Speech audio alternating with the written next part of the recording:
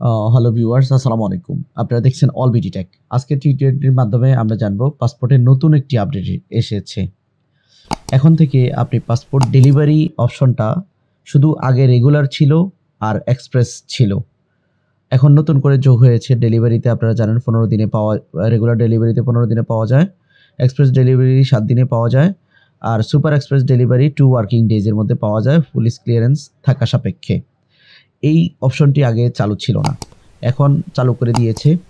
তো খুব ভালো হয়েছে কারণ সুপার এক্সপ্রেস ডেলিভারি আপনার আবেদনের মধ্যেই কিন্তু লেখা থাকবে।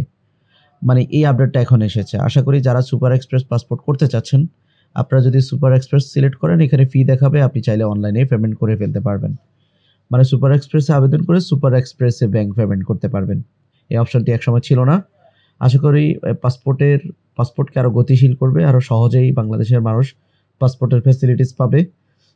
নতুন একটি এই আপডেটটি পেয়ে আমরা সবাই আনন্দিত এবং খুশি। পাসপোর্ট রিলেটেড অসংখ্য ভিডিও আছে আমার চ্যানেলে, আপনারা চাইলে প্লেলিস্টে গিয়ে চেক করতে পারেন। আর যারা ইতিমধ্যে সাবস্ক্রাইব করে ফেলেছেন, thank you so much. Visa processing, man power, BMET, police clearance, voter ID related, TIN VAT related video পাওয়ার জন্য চ্যানেলের সাথেই থাকবেন। ভালো থাকবেন সবাই। আসসালামু আলাইকুম।